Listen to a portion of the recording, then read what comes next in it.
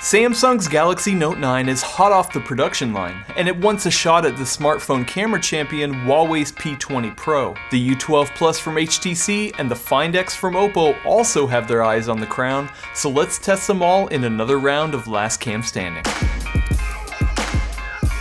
Last Cam Standing is PC World's video series that determines the best phone camera for still images in a King of the Hill style battle. Whichever phone wins moves on to face the next major smartphone release, so jam on that subscribe button to see which one goes on to battle the next iPhone.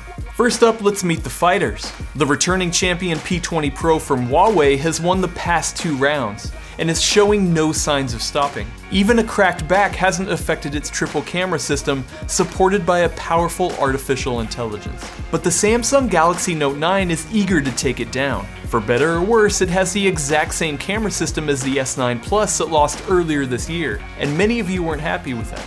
However, Samsung has added AI features that promise to make a significant difference for the existing hardware. Will it be enough to take the top spot? We'll see. Next up is a unique one. Oppo's Find X made waves a couple of months ago with its retractable camera system. Its overall hardware design is supposed to be a revolution, so let's hope the cameras are just as impressive. And finally, we have the HTC U12 Plus, the successor to the U11, which fared pretty well in our battle last year. Even though it's been around for a bit, the U12 Plus still deserves a shot at the title, so let's see how it holds up. As always, our tests are broken into 4 categories: color, clarity, exposure, and extra features. Each phone is tested using its default camera app just as it was configured right out of the box. I left the P20 Pro's Master AI on by default, and the photos will be marked accordingly when used. In cases where the P20 Pro did offer a suggestion, a second photo was taken with the profile dismissed. Now let's get to the results of the battle. First up is color, and here we're looking for accurate reproduction and white balance. Right off the bat, these photos seem pretty similar in terms of color reproduction, but let's dig deeper. Judging by the concrete above the graffiti, we see that the Note 9 is favoring warmer tones and the P20 Pro is favoring cooler tones. The Note 9 also has some of that signature Samsung saturation, which helps the colors in the face pop, but it's not too overdone. Checking out the photos of this large plant, the color results are once again very close. But when I swap out the P20 Pro's standard version with the profile that the Master AI offered me, the contrast gets bumped significantly. The greenery profile works very well in these situations, especially if you like a colorful scene. Moving inside, each camera struggles with representing the glow of the sunset. The Find X is muted and on the cooler side, the U12 is a bit greenish overall, and the Note 9 is just a tad warmer than the P20 Pro, which is the closest to accurate. Now I've heard your feedback, so I'm making sure to include some humans in my color testing. Here on the street, let's focus on Ajani's skin tones. The Note 9 and U12's photos have a slight red-purple hue. The Find X's shot leans towards a yellowish skin tone, which isn't flattering at all. And the P20 Pro seems to smooth over the color and shadows, which presents her to be paler than she actually is. It's quite curious. But replace it with the Master AI's portrait profile, and aside from the added bokeh, it warms her skin back up to where it should be, offering the best result. But once we get inside and have to deal with harsh office lighting, aka those awful fluorescent bulbs, I'm even more impressed with Huawei's approach to its portrait profile.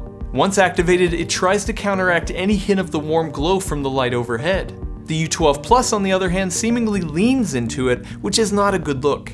The Find X isn't horrible, it's just meh, and the Note 9's shot is better despite the saturation. The last thing I'll note is that the Note 9 exhibits some very ugly yellow tones in low lighting situations. It's not compensating properly for white balance, and it's a problem with every dark shot I took. Hopefully this can be addressed in a future update, but as of right now it's a problem. Apart from that, I'm not seeing much difference from the S9 Plus that Samsung launched earlier this year. Its scene optimizer is barely affecting the results and honestly seems to be a Samsung marketing gimmick like the dual aperture camera, at least so far. But what Huawei is giving me is accurate colors and in some cases an enhanced option if I'm wanting it. Now color preference can be a subjective thing and none of the phones are horribly inaccurate, but my eyes prefer the P20 Pro, which wins the color category. Next up is clarity. This test digs into the sharpness of each image in various lighting scenarios. Starting with a view across San Francisco, things don't appear to be too different, but zooming in is where the rubber meets the road and we can see some interesting results. Looking at the buildings on the hill, we see more detail in the P20 Pro shot, even though it's a 40 megapixel sensor that defaults to 10 megapixels with the use of pixel binning. That pixel binning is apparent in the flag, where you can see obvious stair-stepping. But check out the cell towers in the distance. They're almost non-existent in the U12 shot. Moving to a closer range photo, we can see how the resolution holds up at normal distances. Looking at the texture of the wood, the U12 does better here, and even the Note 9 keeps up with the P20 Pro. Not sure what the hell happened in the Find X's version though, it's a swirly mess. And of course I had to include a brick wall. This time it's not in full daylight, so it's even more stressful on the camera. Zooming in reveals great results for the P20 Pro, which has plenty of texture on the paint. The U12 does pretty well and only falls behind because of the slow shutter speed, which introduced some handshake. The Note 9 and the Find X are falling behind here, both struggling with heavy amounts of post-processing. And once night hits, the P20 Pro just further runs away with this category. Even when the Note 9 opens up its aperture to f1.5, it doesn't help maintain detail. The Find X does a bit better in the detail department, but there is a healthy amount of grain present, which kills the overall depth of the scene. And the U12 does pretty damn well, even when pushing the exposure higher than the rest.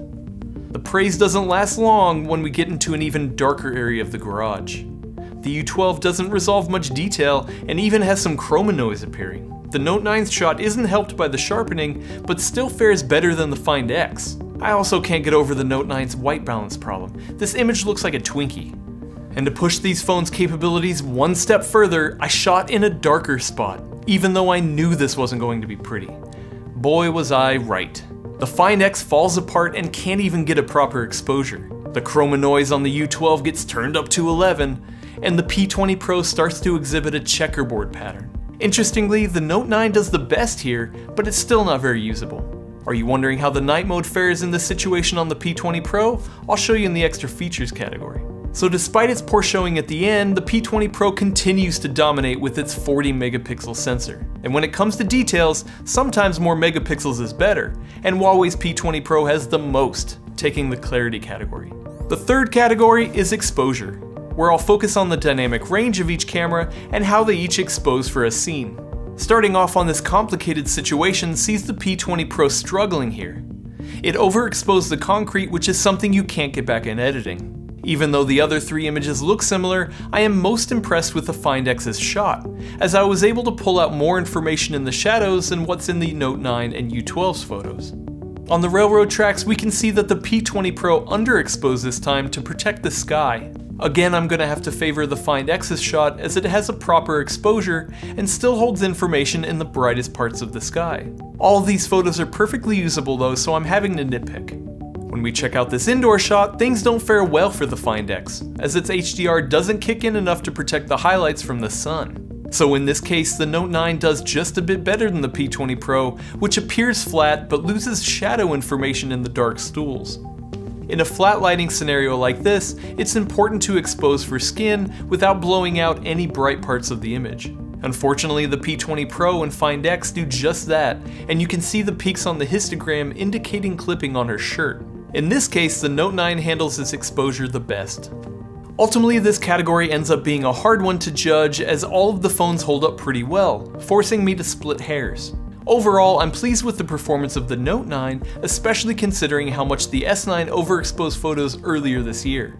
Samsung has come a long way in this respect, so the Note 9 wins the exposure category. The fourth and final category looks at extra features. Here I'll specifically be going over the hardware and software options that set each camera experience apart. First off, I want to cover the fact that the sliding camera array on the Oppo Find X is pretty damn awesome. I've unfortunately scratched my fair share of smartphone lenses, so I appreciate the concept, even if the phone can feel a bit weird to hold in landscape when it moves. But I also want to point out that Oppo took a page out of Apple's playbook and put the camera settings inside the Settings app rather than in the camera app itself. Not cool. Each phone sports at least two cameras, all of the telephoto variety.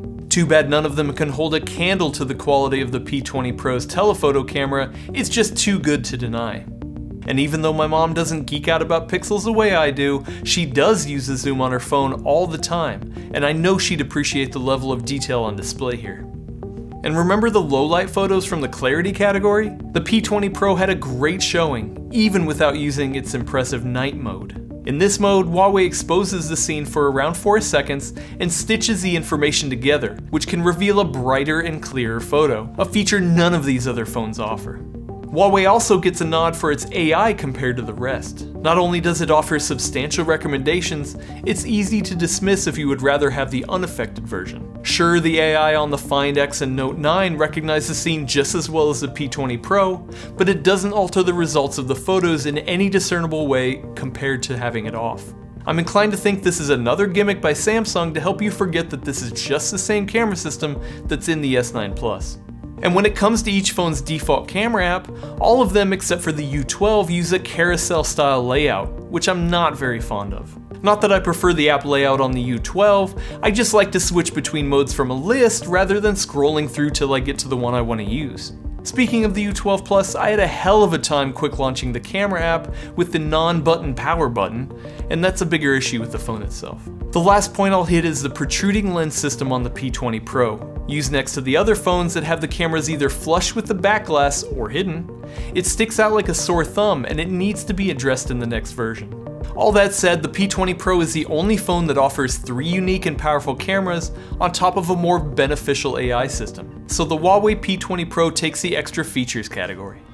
And now it's time to crown a winner. While Samsung continues to refine its approach to photo processing, it still can't topple the P20 Pro, keeping Huawei in the top spot for 3 rounds. This makes the P20 Pro the longest winner of 2018 so far. It's hard not to love what Huawei is doing with the P20 Pro's camera. It's the first to offer a triple system and packs in a ton of horsepower. Its unique secondary black and white sensor not only helps the other lenses get sharper results, it also captures stunning black and white photos to boot. Huawei is also leaning heavily into its AI processing that, for the most part, offers pleasing results. And to top it off, the P20 Pro uses Leica lenses, which provide an edge in this crowded market. With all this power, who knows how long it'll keep the lead. Well, the next iPhone and Pixel are almost here, which should prove to be tough opponents. If I were you, I wouldn't want to miss it, so subscribe to see the next episode of Last Cam Standing.